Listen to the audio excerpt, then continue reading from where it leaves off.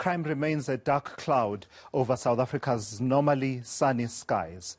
Only this month, we've reported on the murder of Fort Hare student Nqobile Madlala and whistleblower Babita Deokaran, whose deaths have shed the light on the crime crisis in South Africa. eNCA's Nqobile Madlala is in Johannesburg to find out how South Africans feel about this issue and how it has affected them, speaking to ordinary South Africans and sharing their experiences. Nqobile joins me now for an update. Nqobile, where exactly do we find you at this hour, and what conversations have you been having with ordinary South Africans about the impact of crime, the main categories of which have actually gone up?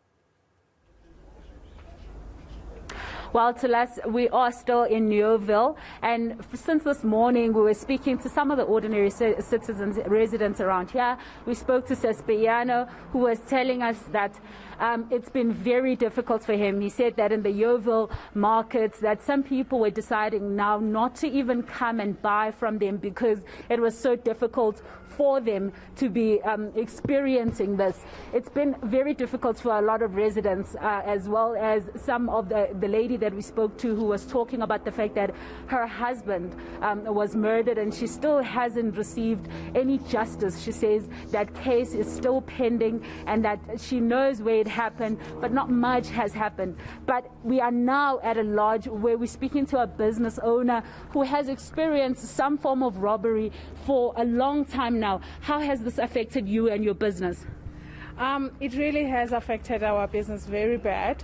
We have seen a down number of customers coming in. We are seeing a decline in customers that come in because obviously due to also historical history of Yeoville being known as a crime area, so we don't have customers that come from outside as much. But now since COVID, we are seeing a increase in the number of crimes that affect us.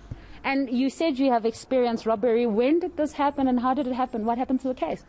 So we experienced the first robbery was soon after the hard lockdown last year.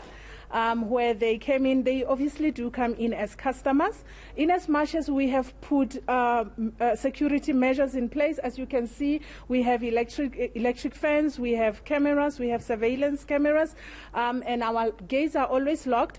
But these criminals will pose as customers, which you then open for them, only to find that they are here to rob. So the first one was just after hard lockdown last year, and early this year again we experienced another robbery. And of course I believe you've reported this. What is happening with the case?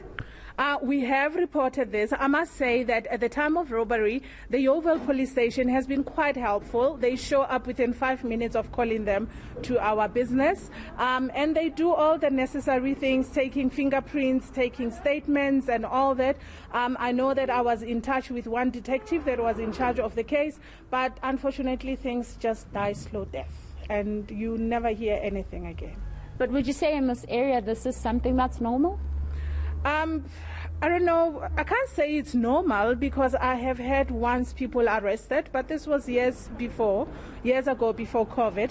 I have had people arrested due to crime, but I will say that we have noticed that our police availability, visibility has really gone down. They are not really visible in the streets, things like that. So I think that's what is really perpetuating crime. We as residents and business owners in the area, we feel like the criminals have actually grown wings. They are now arrogant. They know they won't be caught. You know, it's like what do they call it? Like conversion rate or arrest rates are very low. It's very low that people are arrested. All right. Thank you very much, Dikeledi. Dikeledi, they're speaking to us in terms of the lodge called Till Dawn. She says she was one of the people that have experienced crime in the area, but she says that some of the police officers have managed to be on par the entire time. She says she has found the help that she's needed, but it's very, very difficult because they, as the residents, feel like the criminals have now grown wings. Yeah. All right. Thank you for that. It's an important insight there, Nqobile, from the coalface, the people that are affected by some of these crimes that we normally report as just statistics. You get to put and attach a face to some of that crime. And your guest's observation about the decline in police visibility is not unfounded. There have been 2 years now that we've not had any new recruits being added to the ranks of the SAPS. That is eNCA's Nqobile Madlala out in Yeoville here in Johannesburg.